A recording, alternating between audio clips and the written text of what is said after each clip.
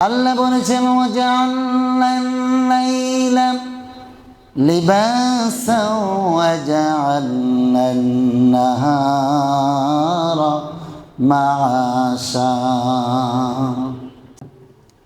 দিনও দিয়েছে আল্লাহ, রাতও দিয়েছে আল্লাহ। এই দিন এবং রাত দুটো একটা নির্দিষ্ট সীমারেখার ভিতরে আছে। দুটাই একটি নির্দিষ্ট সীমারেখার ভিতরে আল্লাহ রাব্বুল আলামিন রাতের পরে দিন দিয়েছেন, দিনের পরে রাত দিয়েছেন। দিন দিয়েছেন এজন্য আল্লাহ রাব্বুল আলামিন তার আয়াতে বলেছেন আবতাগু মিন ফাদলিল্লাহ, ও বান্দা তুমি সকালবেলা যখন নামাজ আদায় করবে, আমার হুকুম পালন করবে, নামাজের পর তোমরা সকালবেলা আবতাগু মিন ফাদলিল্লাহ, উত্তম তালাশ করার জন্য, উত্তম রিজিকের জন্য তোমরা বেরিয়ে পড়ো। এটা কে বলেছে? আল্লাহ বলেছেন। উত্তম রিজিক বলেছেন যে তোমরা উত্তম রিজিক যেটা সেটার সন্ধানে বেরিয়ে পড়ো। এখন উত্তম রিজিক কি? হারাম। কথা বলে হারাম খাওয়া? কি খাওয়া? হালাল খাওয়া। আলহামদুলিল্লাহ বলেন। অন্যের সম্পদ লুণ্ঠন করা কি উত্তম রিজিক? না। এই রিজিক শব্দের ব্যাপক অর্থ, ব্যাপক তাফসীর, আমি সেদিকে যাব না, কিন্তু বলেছি উত্তম রিজিক তালাশ করার জন্য আল্লাহ বলেছেন। তাহলে বোঝা গেল হারামটা এটা আল্লাহ পছন্দ করেন না, কেউ পছন্দ। একদল মানুষ এখনো তো সমাজে আছে যারা হারাম হালাল বাঁচে না, সামনে যা পায় হাত পেতে নেয়, আছে না নাই? সামনে যা পায় তাই খেয়ে নেয়, আছে না নাই? কোনটা হালাল কোনটা হারাম এটাকে নির্ণয় করে না। অথচ হালাল হারামকে পার্থক্য করার জন্য আল্লাহ রাব্বুল আলামিন তার তরফ থেকে একটা মানদণ্ড নির্ধারণ করে দিয়েছেন, কোনটা হালাল কোনটা হারাম, কোনটা তোমাদের জন্য মঙ্গল কোনটা তোমাদের জন্য অমঙ্গল, কোনটা গ্রহণ করবে কোনটা করবে না, এটা নির্ণয় করার জন্য আল্লাহ একটা মানদণ্ড দিয়েছেন, যেই মানদণ্ডের নাম হলো কোরআন। আল্লাহ বলেছেন তাবারাকাল্লাযী নাযালাল ফুরকানা আলা আবদিহি লিয়াকুনা লিল আলামিনা নাযীরা। সুবহানাল্লাহ বলেন। কোরআনটাকে তোমাকে হালাল হারাম দুটাকে জাস্টিফাই করে দিবে, কোনটা তোমার জন্য হালাল কোনটা তোমার জন্য হারাম। এটাকে নির্ণয় করার জন্য সামনে নিয়ে আসো কোরআন, সামনে নিয়ে আসো শরীয়ত, সামনে নিয়ে আসো ইসলাম। তাহলেই তুমি দেখতে পারবা কোনটা তোমার জন্য হালাল, কোনটা তোমার জন্য উচিত, কোনটা তোমার জন্য অনুচিত। ঠিক না ঠিক? তুমি কি খেতে পারবা কি খেতে পারবা না। আল্লাহ রাব্বুল আলামিন পবিত্র কোরআনের ভিতরে বলে দিয়েছেন, বান্দা শুধু হালাল হারাম নয়, সকল প্রকার অন্যায় থেকে, সকল প্রকার ফায়সা কাজ থেকে বাঁচানোর জন্য আমি আল্লাহ একটা ঔষধ দিয়েছি। এই ঔষধ যদি তুমি গ্রহণ করো, আমি একটা মেডিসিন তোমাকে দিয়েছি, এই মেডিসিন যদি তুমি গ্রহণ করো, সমাজের কোনো ফিতনা ফাসাদ তোমাকে গ্রাস করতে পারবে না। সেই মেডিসিনটার কথা আল্লাহ কোরআনেই বলেছেন, ইন্নাস সালাতা তানহা আনিল ফাহশাই ওয়াল মুনকার। সুবহানাল্লাহ বলেন। ইন্নাস সালাতা তানহা আনিল ফাহশাই ওয়াল মুনকার। আল্লাহ যেই মেডিসিনটা দিয়েছেন অন্যায় থেকে বেঁচে থাকার জন্য, সেটার নাম হলো সালাত। সুবহানাল্লাহ বলেন। সেটার নাম কি? সালাত।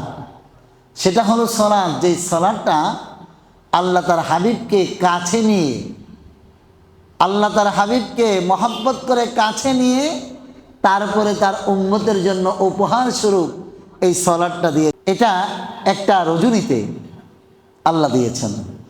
বলুন তো সেই রজনীটার নাম কি? লাইলাতুল মেরাজ। কথা বলে না, কি নাম? লাইলাতুল মেরাজের রজনী। কি রজনী?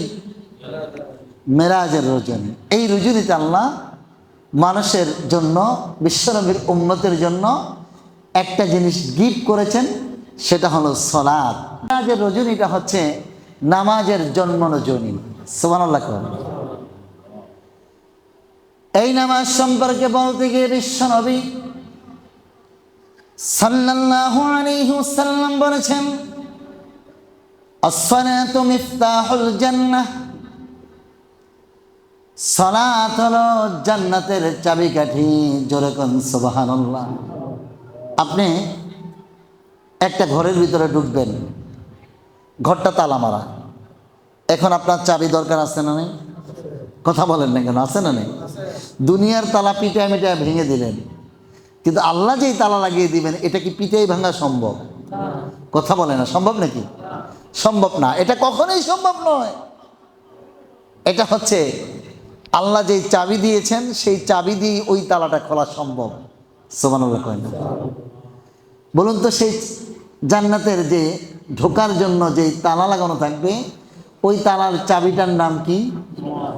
কথা কয় না, নাম কি? সালাত। এটাকে আমি বলেছি না, বলেছেন মুহাম্মাদুর, সবাই বলেন মুহাম্মাদুর সাল্লাল্লাহু আলাইহি ওয়াসাল্লাম।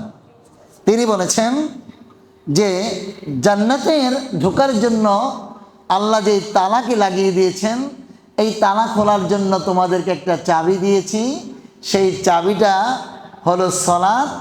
প্রত্যেকটা চাবির মাথায় দেখবেন কিছু দাঁত আছে, আছে না নেই? কথা বলে না, আছে না নেই? আছে। আর এই জান্নাতের তালার যে চাবি, এই চাবির দাঁত কয়টা? 5টা। সুবহানাল্লাহ বলেন। কয়টা? 5টা। কথা বলে না, কয়টা? 5টা। জান্নাতের যে চাবি, সেই চাবির দাঁত হলো 5টা। এখন আপনাদের কাছে আমার সহজ একটা প্রশ্ন, যে দুনিয়ার কোনো তালা খোলার জন্য সেই চাবিতে যদি 5টা দাঁত থাকে, তার একটা দাঁত যদি ভেঙে যায়, ওই চাবি দিয়ে কি ওই তালাটা খুলবে? কি মনে হয়, খুলবে নাকি? খুলবে না। দুনিয়ার কোনো চাবি দিয়ে ওই তালাটা খোলা সম্ভব নয়, যদি চাবির মাথার একটা দাঁতে কোনো ভাঙা থাকে। আর রাসূল বলেছেন, জান্নাতের চাবি হলো নামাজ। আর ওই নামাজের মুফাসসিরগণ ব্যাখ্যা করেছেন, ওই নামাজের যেই চাবি, এই চাবির দাঁত কয়টা? 5টা। এখন একটা দাঁত যদি ভেঙে যায়, তাহলে ওই চাবিটা অকার্যকর হয়ে যায়। ওই চাবি দিয়ে কখনোই তালা খোলা সম্ভব। এবার আপনাদের কাছে প্রশ্ন, জান্নাতের চাবির দাঁত যদি হয় 5টা, মানে 5 ওয়াক্ত নামাজ, ঠিক না বে ঠিক? এখন একটা দাঁত মনে করেন ফজর কেউ পড়লো না, তাহলে দাঁত কি একটা ভাঙলো কিনা? কথা বলে। কেউ রেগুলার ফজর পড়ে না, তাহলে তার চাবির দাঁত রইল 4টা। এই 4টা দাঁত দিয়ে কি জান্নাতের দরজার যে চাবি, এটা কি খোলা সম্ভব? কথা বলেন না, সম্ভব নাকি? সম্ভব না। এটা কোশ্চিন কালেও সম্ভব নয়।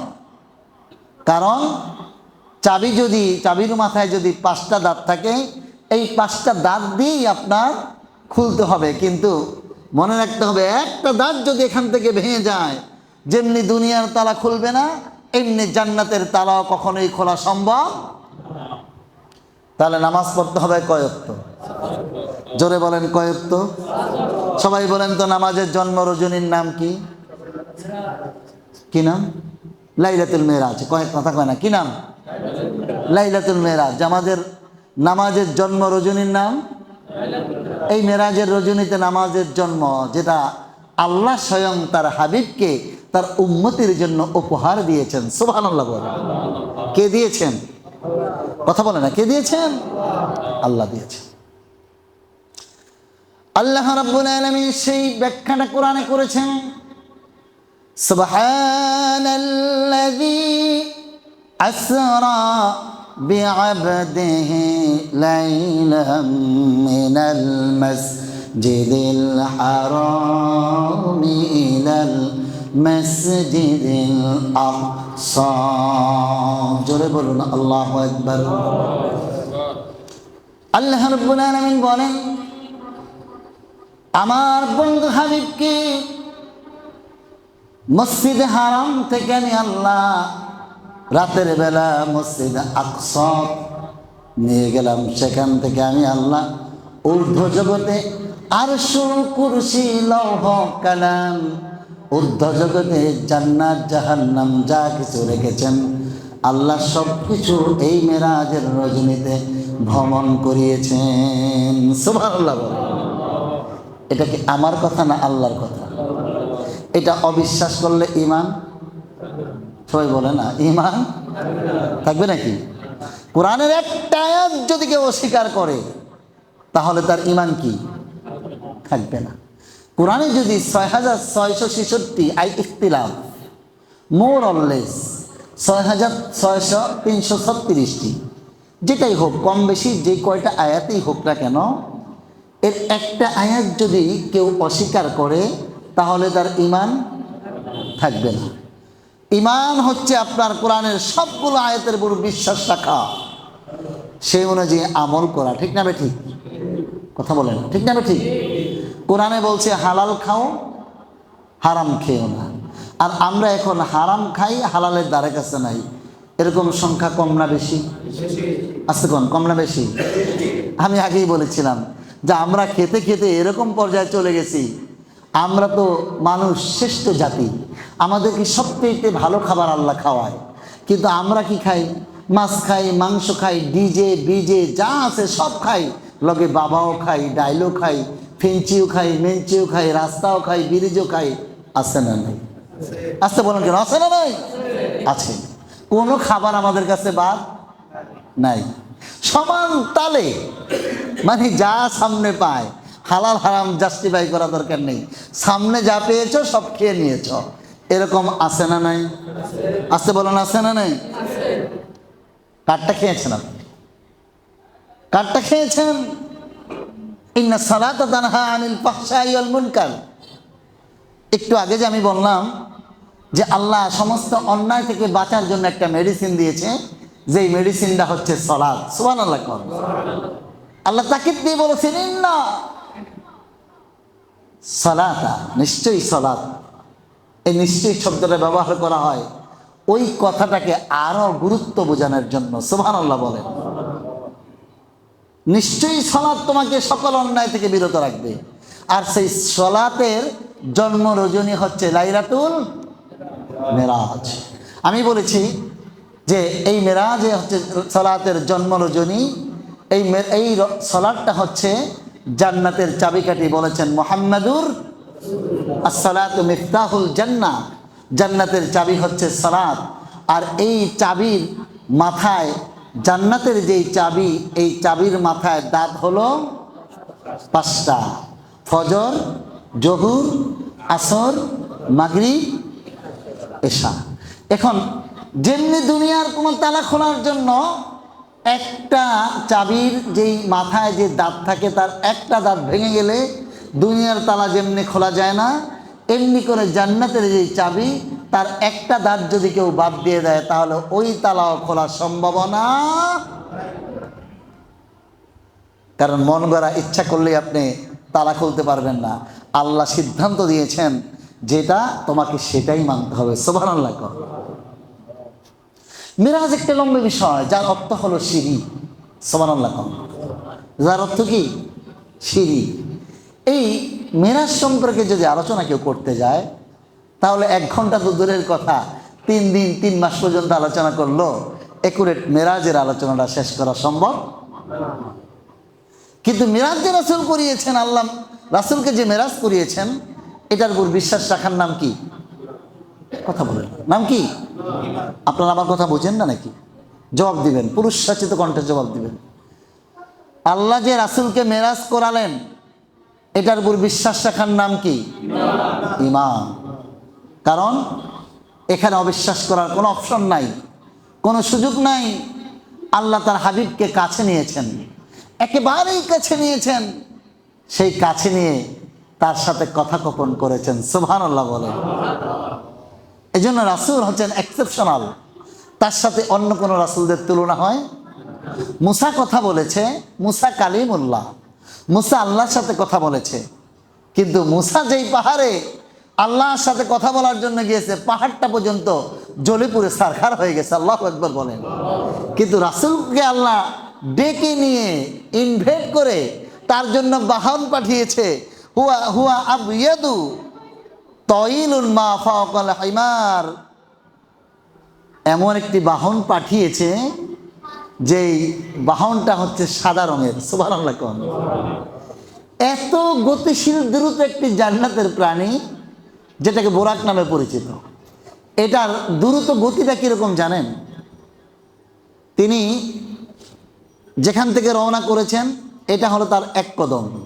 তার চোখের দৃষ্টি যতদূর যে পর্যন্ত পৌঁছে গেছে, ওটা হচ্ছে তার সেকেন্ড কদম। মনে করুন আপনি এখানে বসে বা বাইরে বসে আকাশের দিকে তাকালে আপনি চন্দ্র দেখতে পান কিনা? কথা বলে না, পান না? সূর্য দেখতে? তাহলে এই দুনিয়া হচ্ছে আপনার প্রথম কদম, আর চোখের দৃষ্টির সীমানা যতদূর পর্যন্ত যায়, ওটা হচ্ছে আপনার সেকেন্ড কদম। সুবহানাল্লাহ। এবার গতিটা বুঝতে পেরেছেন? কি গতিতে আল্লাহ নিয়েছে? এমন একটি বাহন বোরাক, যেই বোরাকের পুরো সওয়ার হয়ে আল্লাহ তাকে প্রথম আসমান, দ্বিতীয় আসমান, তৃতীয় আসমান, চতুর্থ, পঞ্চম, ষষ্ঠ, সপ্তম, আরশ, কুরসি, লৌহ, কলম, টোটাল ঊর্ধ্ব জগৎটাকে আল্লাহ ভ্রমণ করিয়েছেন। সুবহানাল্লাহ।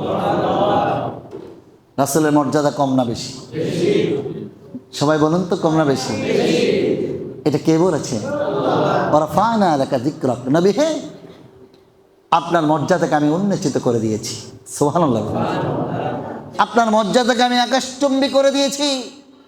সৃষ্টি জগতের কোনো কিছুই আপনার মর্যাদার কাছে সমান না, কারণ সব সৃষ্টি জগতের ভিতরে আপনার মর্যাদাকে আমি এক্সেপশনাল এত বেশি বাড়িয়ে দিয়েছি যে আপনার মর্যাদার সাথে আমার সৃষ্টির কারো তুলনা হতে পারে। এই বোরাকে করে মসজিদুল আকসা থেকে আল্লাহ ভ্রমণ করিয়েছেন বিশ্বনবীকে। সুবহানাল্লাহ। আল্লাহর হাবিব উর্ধ্ব জগতে গেলেন,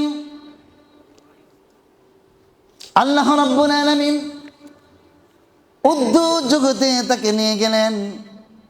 রাসূল যখন প্রথম আসমানে গেলেন, একজন নবীর সাথে দেখা হলো, যে নবীজির নাম হলো আদম শফিউল্লাহ। সুবহানাল্লাহ। নাম শুনছেন? আদম আলাইহিস সালাম নাম শুনছেন না? সবাই বলে নাই, শোনেন নাই? আদম আলাইহিস সালাম বাপের নাম কি? কোনছে কি? আদম আলাইহিস সালাম বাপের নাম কি? মার নাম কি? তাহলে আল্লাহ বাবা মা সারা মানুষ পাঠাতে পারে কি পারে না? সবাই বলে না, পারে কি পারে না? আদম আলাইহিস সালামের বাপও নাই, মাও নাই। আল্লাহ বাপ মা বিহীন মানুষ পৃথিবীতে পাঠাতে পারে কি পারে না? আল্লাহ সব পারে। আল্লাহু আকবার বলেন। আবার বাপবিহীন শুধু মা দ্বারা সন্তান পৃথিবীতে পাঠাতে পারে কি পারে না? কোন তো এরকম একটা সন্তানের নাম? ঈসা আলাইহিস সালাতু ওয়াস সালাম। আবার পুরুষও না মহিলাও না, এরকম জেন্ডার পৃথিবীতে আছে না? নাই? কি তা নাম কি?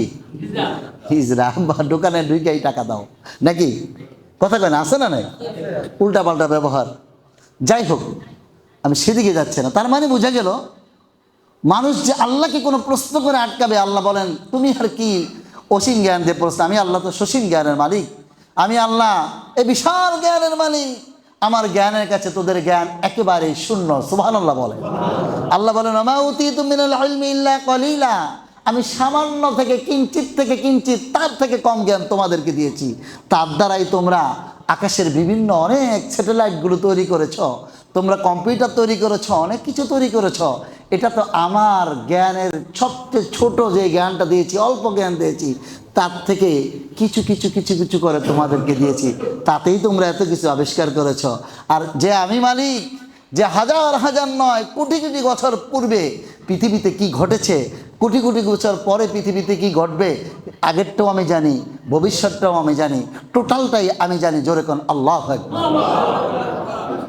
তার জ্ঞানের কাছে কারো জ্ঞান তুলনা হয়? কথা বলেন, তুলনা হয় না? আল্লাহ নবী, বিশ্ব নবী প্রথম আসমানে গেলেন, একজন নবীর সাথে দেখা হলো। তিনি হলেন আমাদের আদি পিতা, যার থেকে আজকে তামাম পৃথিবীর মানুষ, জোরে সুবহানাল্লাহ কোন। তার বংশধর থেকে গোটা পৃথিবীতে আল্লাহ জালের মতো গোটা পৃথিবীকে ছড়িয়ে দিয়েছেন। তিনি হলেন আমাদের আদি পিতা আদম শাফিউল্লাহ, সুবহানাল্লাহ কোন। প্রথম আসমান, লম্বা কথা, আমি খুব সংক্ষিপ্ত আকারে হালকা বর্ণনা দিয়ে চলে যাচ্ছি। সেখানে তার সাথে দেখা হলো, কথা হলো, আবার চললেন দ্বিতীয় আসমানের দিকে, সুবহানাল্লাহ কোন। এক আসমান থেকে আর এক আসমানের দূরত্বটা জানেন কতটুকু? এই যে বোরাক গিয়েছে, এই গতিতে যদি কেউ যায় তাহলে প্রথম আসমানে যেতে জমিন থেকে 500 বছর লেগে যাবে, সুবহানাল্লাহ কোন। এটা হচ্ছে দূরত্ব।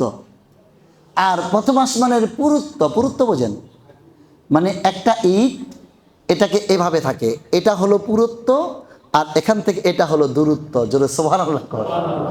পুর বুঝেন তো, মানে 5, অর্থাৎ প্রথম আসমানের দূরত্বটা এখান থেকে এখানে 500 বছর, আবার এখান থেকে এই পর্যন্ত এই যে দূরত্বটা, পুরুত্বটা, এটাও 500 বছর, জোরে কোন সুবহানাল্লাহ।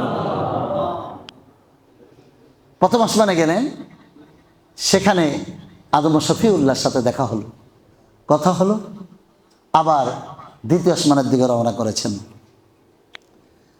আল্লাহর হাবিব বুরাকে চলে জিবরিল আমিনকে সাথে নিয়ে আবার দ্বিতীয় আসমানে রওনা করেছেন। সেখানে তিনি চলে গেলেন, সেখানে দুইজন নবীর সাথে দেখা হয়েছে। একজন হলো ঈসা আলাইহিস সালাতু ওয়াস সালাম, সুবহানাল্লাহ কোন। আর ইয়াহইয়া আলাইহিস সালাম। এই দুইজন নবীর সাথে দ্বিতীয় আসমানে দেখা। কয়জন? কথা বলে না, কয়জন? কোন আসমানে? দ্বিতীয় আসমানে। সেখানে দেখা হলো, কথা হলো। ওই বর্ণনা তো আমি এটুক সময় করে দিতে পারবো না। সেখান থেকে আবার চলে গেলেন তৃতীয় আসমানে। তৃতীয় আসমানে যে দেখা হলো ইউসুফ আলাইহিস সালামের সাথে, সুবহানাল্লাহ কয় না? ইউসুফ আলাইহিস সালামের নাম শুনছেন? ইউসুফের নাম শোনেননি?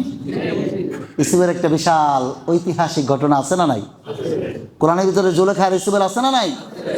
চমৎকার সুন্দর আকৃতিতে আল্লাহ ইউসুফকে সৃষ্টি করেছেন, সুবহানাল্লাহ বলে। মানুষ ইউসুফের চেহারার দিকে তাকাতে যেয়ে নিজের আঙ্গুলগুলো, কমলা লেবু কাটতে যেয়ে আঙ্গুল কেটে ফেলেছে। তাফসীর আছে না নাই? সুবহানাল্লাহ বলে। আয়েশা বলেছেন, ইউসুফের চেহারার দিকে তাকিয়ে তো আঙ্গুল কেটেছে, বিশ্বনবীর চেহারার দিকে তাকিয়ে যদি কেউ কাটতো, আঙ্গুলের পরিবর্তে তার কলিজাটা কেটে টুকরা করে ফেলতো, জোরে কোন সুবহানাল্লাহ। এত সুন্দর করে আল্লাহ বিশ্বনবীকে তৈরি করেছেন।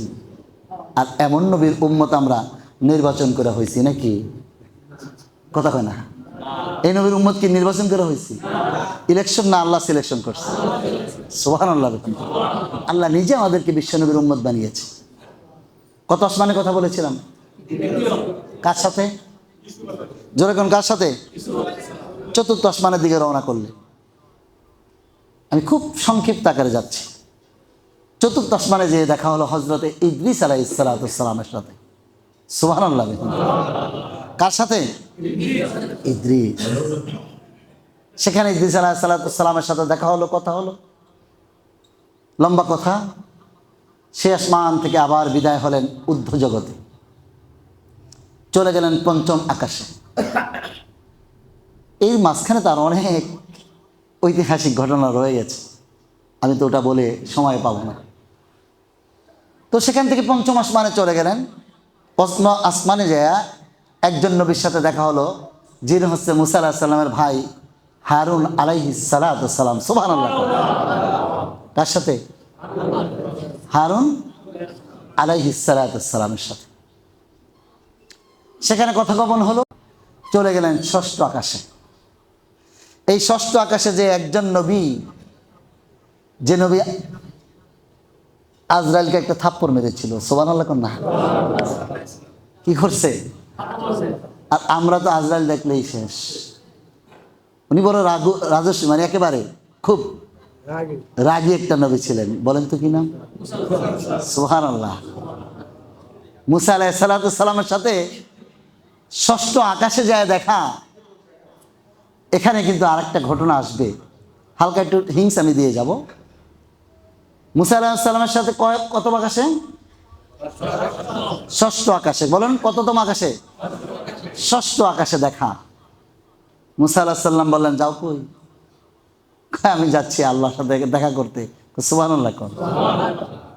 চলে গেলেন সেখান থেকে। আল্লাহর নবী, বিশ্ব নবী ষষ্ঠ আকাশে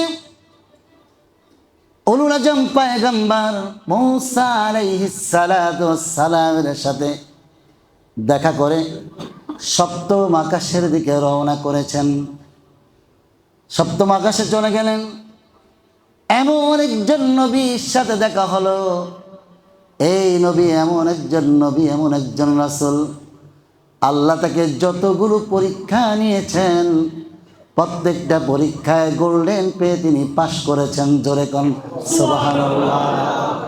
এবার আপনারা বলুন তো সে কে? সুবহানাল্লাহ। কি? ইব্রাহিম আলাইহিস সালাম। আল্লাহ যতগুলো পরীক্ষা নিয়েছেন ইব্রাহিমের, ফেল করছে নাকি?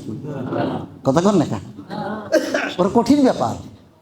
আল্লাহ তাআলা অর্ডার করলেন, ইব্রাহিম যাও, হাজারকে রেখে আসো, আর ছোট্ট বাচ্চাকে তুমি জনমানব শূন্য একটা এলাকার মধ্যে রেখে আসো। সুবহানাল্লাহ। যে এলাকাটা হচ্ছে এখন আল্লাহ মানুষে ভরপুর করে দিয়েছে, টোটাল এলাকাটাকে আল্লাহ মুসলমানের নিয়ন্ত্রিত করে দিয়েছে। সুবহানাল্লাহ। সেটা হচ্ছে সেই মক্কা যেখানে জামজাম, অনেক লম্বা ইতিহাস। এই হজের টোটাল ঘটনাটা, এই মক্কার ঐতিহাসিক ইতিহাসগুলো ম্যাক্সিমামটাই হচ্ছে ইব্রাহিমের পরিবারের সাথে জড়িত। সুবহানাল্লাহ। সেখানে হাজারকে রেখে ছোট্ট শিশু বাচ্চা ইসমাইলকে রেখে চলে আসলেন। চলে আসার পরে যখন তিনি আবার উটের পিঠে উঠে রওনা করলেন, হাজার বললেন, ইব্রাহিম দাঁড়াও। সুবহানাল্লাহ। আমাদের কি এরকম একাকী রেখে, কোনো মানুষ নেই, জন নেই, কেউ নেই, একটা নির্জন এলাকায় আমাদেরকে রেখে চলে যাচ্ছ? ইব্রাহিম কথা বলে না। প্রশ্ন করেছে কিন্তু জবাব দেয় না। সুবহানাল্লাহ। আপনাকে যদি বলে আপনার স্ত্রী আর শিশু বাচ্চাটাকে যা একটা নদীর ওপারে জনমানব শূন্য একটা জায়গায় রেখে দেন, আচ্ছা কয়জন আছে ইমানদার? খুঁজে পাওয়া যাবনি। যে অর্ডার দিব হ্যারি তাকে শেষ। এই কথা কয় না? হ্যারি তাকে কি শেষ। ইব্রাহিমকে জিগায়, তুমি রাইখা গেলা? ইব্রাহিম কোনো কথা কয় না। হাজার একটা কথা বললেন, শোনো ইব্রাহিম, একটা জবাব শুধু দিয়ে যাও। সেই জবাবটা যদি তুমি দাও আমার দুঃখ নাই। জবাবটা হলো, তুমি যে আমাদেরকে রেখে গেলা এটা তোমার সিদ্ধান্ত না ওই যে আকাশের মালিক তার সিদ্ধান্ত। এই জবাবটা শুধু দাও। ইব্রাহিম বললেন, হাজার রে, তেমন কোনো কথা বলবো না, শুধু এতটুকু বলে দেই, যাই কিছু করলাম রেখে গেলাম এটা আমার কোনো সিদ্ধান্ত নয়, ওই আকাশের মালিকের সিদ্ধান্ত। জোরে কোন সুবহানাল্লাহ। হাজার বললেন, আমার আর কোনো কথা নাই, আল্লাহ যেহেতু রাখতে বলেছে আল্লাহ দেখে নিবে। সুবহানাল্লাহ। কম লম্বা ইতিহাস, ওদিকে যাব না। এই ইব্রাহিমের সাথে কততম আকাশে দেখা? কথা কয় না কত? সেখান থেকে আল্লাহ তাকে আর ঊর্ধ্ব জগতে নিয়ে গেলেন, আরশ কুরসি আরশে নিয়ে গেলেন। এর মধ্যে অনেক অনেক অনেক অনেক ঐতিহাসিক এই মেরাজের ঘটনা রয়ে গেছে। আল্লাহ কথা গোপন করে বিশ্বনবী আল্লাহকে যে একটা উপহার দিলেন উম্মতের তরফ থেকে, আত-তাহিয়াতু লিল্লাহি ওয়াস-সালাওয়াতু ওয়াত-তাইয়্যিবাত। সুবহানাল্লাহ বলেন। এটা গিফট করলেন বিশ্বনবী আল্লাহকে। সুবহানাল্লাহ কোন না? আল্লাহ বলেন, আমাকে তুমি উম্মতের পক্ষ থেকে সালাম দিতে আসছো, আমি তোমাকে একটা গিফট করি। কি গিফট? গিফটটা হলো তোমার উম্মতের জন্য 50, বলেন তো কি? নামাজ। কয় ওয়াক্ত? 50 ওয়াক্ত। আল্লাহ নবী খুশি, চলে আসলেন নিচে। ষষ্ঠ আকাশে যখন আসলেন, দেখা হলো মুসার সাথে। কার সাথে? মুসাকে। মুসা কি নিয়ে এসছো আল্লাহর কাছ থেকে? কয় 50 ওয়াক্ত নামাজ আল্লাহ আমার উম্মতরে দিছে। সুবহানাল্লাহ কইবেন না? কয়েকটা নামাজ খায় আল্লাহ, বলো কি? আমি তো পৃথিবীতে বিচরণ করেছি, 50 ওয়াক্ত নামাজ তো তোমার উম্মতে পড়তে পারবো না। তাহলে কাজ করো, আল্লাহর কাছে যাও, যায় কমাও। 10 ওয়াক্ত কমালো, হইল কয়েকত? কথা কয় না, কয়েকত? 40। বলেছি মেরাজটা হচ্ছে নামাজের জন্ম রজনী। সুবহানাল্লাহ কোন? 40 ওয়াক্ত নিয়ে যখন আবার মুসার সাথে দেখা, মুসা কয় কয়েকত আনছো? কয় 40 ওয়াক্ত। এটাও পড়তে পারবো না। সুবহানাল্লাহ কোন? আবার যাও, আবার যে কমালো 30 ওয়াক্ত। আল্লাহু আকবার। এবার মুসা কয় কয়েকত? কয় 30। আরে না, 30 পড়তে যাও। আবার আবার গেল, আবার যে কমায় আনলো 20 ওয়াক্ত। এবার আর মুসার সাথে দেখা, কয় কয়েকত? কয় 20। কয় না, এটাও পারবে না, যাও আবার। সুবহানাল্লাহ কয়। যে কমায় আনলো 10 ওয়াক্ত। মুসার সাথে দেখা, কয় মুসাই কয় কয়েকত? কয় 10। এটাও পারবে না। কয় যাও আবার কমাও। এবার বিশ্বনবী আবার গেলেন, যে আল্লাহ গো, আমার উম্মতের জন্য তো অল্প হায়াত, 50-60 এভারেজ, আল্লাহ একেবারেই কম হায়াত। এর ভিতরে আমার উম্মতগুলো 10 ওয়াক্ত নামাজ তো পারে কিনা, আল্লাহ একটু কমায় দেন। তো নিয়ে আসলো 5 ওয়াক্ত। সুবহানাল্লাহ কয়? কয়েকত? 5 ওয়াক্ত। মুসাই কয় কয়েকটা আনছো? কয় 5 ওয়াক্ত। কয় এটাও তো মনে হয় পারতো না। আবার যাও। আল্লাহ রাসূলকে আমার তো শরম করে বারবার যাইতে। সুবহানাল্লাহ কইবেন না? কি করে? আমি আল্লাহর কাছে আবার কমাইতে যেতাম, 5 ওয়াক্ত দিছে। বিশ্বনবী আর যায়নি। এই 5 ওয়াক্ত নিয়ে এসেছেন, আল্লাহ হাবিবকে জানিয়ে দিয়েছেন, বন্ধু দিছিলাম 50 ওয়াক্ত, তোমার উম্মত এসে 5 ওয়াক্ত। তবে জেনে রাখো, তোর উম্মত যদি কেউ জামাতের সহিত as-সালাবাতুল খামস, এই 5 ওয়াক্ত নামাজ যদি জামাতের সহিত শরীয়তের বিধান মোতাবেক আদায় করে, আমি আল্লাহ এই 5 ওয়াক্তকে 10 দিয়ে পূর্ণ করে 5 ওয়াক্তের বিনিময়ে 50 ওয়াক্তের সওয়াব দান করবো। জোরে কোন সুবহানাল্লাহ। আল্লাহর হাবিব বিশ্বনবী মেরাজ থেকে 5 ওয়াক্ত নামাজ নিয়ে যখন চলে আসলেন, এবার মসজিদে নববীতে নামাজ পড়লেন। এই রাতের ঘটনাটা তিনি ফজর নামাজের পর সাহাবীদের কাছে বললেন, সাহাবারা রে, রাতে এরকম এরকম ঘটনা, দুজন ফেরেশতা এসে আমাকে এইভাবে টোটাল ঘটনাটা বিশ্বনবী তাদের কাছে বর্ণনা করলেন। পাশেই ছিল কিছু কাফের, ওদের কানে চলে গেল। আবু জাহেল কয়, হায় হায়, এতদিন মনে করছি মুহাম্মদ পাগল হয়ে গিয়েছে, তাকে আমরা পাগল বলেছি, মাজনুন বলেছি, বিভিন্ন কিছু বলেছি, কিন্তু আজকে মুহাম্মদ যেই কথা বলেছে, এটা তো পাগল ছাড়া কোনো ভালো বলতে পারে না। এক রাতের ভিতরে আরশ, কুরসি, লৌহ কলম, 7 আসমান, জান্নাত, জাহান্নাম দেখে আবার রাতের ভিতরে ফিরে এসে ফজর নামাজ জামাতে পড়ার ক্ষমতা একটা মানুষের কি করে হয়, এটা যিনি বলেন তিনি পাগল ছাড়া আর কিছু হতে পারে না। জোরে কন নাউজুবিল্লাহ। আবু জাহেল বললেন, একটা সুযোগ পেয়ে গেলাম, এই বিষয়টাকে একটু তাদের কাছের জন, মুহাম্মাদের যারা কাছের লোক, তাদেরকে খুলে খুলে বর্ণনা করি। সোজা চলে গেলেন মুহাম্মদ আবু বকরের কাছে। ও আবু বকর, কেউ যদি বলে রাতের বেলা 7 আসমান ভ্রমণ করেছে, আরশ, কুরসি, লৌহ কালাম সব ভ্রমণ করেছে, জান্নাত ভ্রমণ করেছে, জাহান্নাম ঘুরে ঘুরে দেখেছে, আবার রাতের ভিতরে রিটার্ন ব্যাক করে ফজর নামাজ জামাতে পড়েছে, আবু বকর তুমি বলো এটা কি কোনো মানুষ সত্য হতে পারে কিনা? আবু বকর একটা প্রশ্ন করলেন, কে বলেছে? এবার কাফেররা জবাব দিলেন, আবু বকর রে, এটা আর কেউ বলে নাই, তোমরা যাকে নেতা মানো, তোমরা যাকে রাসূল মানো, তিনি বলেছেন। আবু বকর শোনার সঙ্গে সঙ্গে বলেন, আমার নবী যদি বলে থাকেন নিঃসন্দেহে তিনি সত্য কথা বলেছেন। একটা বার তিনি জাস্টিফাই করার প্রয়োজন, ভেরিফাই করার কোনো প্রয়োজন মনে করে নাই, তিনি ডাউটও ফিল করে নাই, সরাসরি বলে দিয়েছেন মোহাম্মদ যদি বলে থাকে এটা সত্য বলেছে। সুবহানাল্লাহ কোন, কারণ মোহাম্মদ মিথ্যা বলতে সুবহানাল্লাহ। পরক্ষণে যখন বিশ্বনবীর সাথে দেখা হলো, ওই ফজর নামাজে আবু বকর উপস্থিত হতে পারেননি। বিশ্বনবীর সাথে দেখা হওয়ার পরে বললেন, ইয়া রাসূলুল্লাহ, আবু জাহেল আমাকে এরকম ঘটনা বলল। তুমি কি বলেছ? আমি বলেছি আমার নবী যদি বলে সত্য কথাই বলেছে।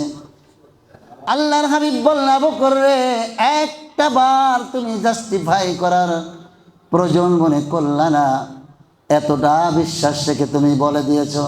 তুমি শুধু আবু বকর নয়, আজ থেকে তোমাকে একটা উপাধি আমি মুহাম্মদ দিলাম, তুমি আবু বকর সিদ্দিক। জোরে কোন সুবহানাল্লাহ। এখনো কিয়ামত পর্যন্ত আবু বকরের নাম বললে সবাই আবু বকর বলে কি বলে না? এই সিদ্দিক মানে চরম বিশ্বাসী, পরম বিশ্বাসী। সুবহানাল্লাহ কোন।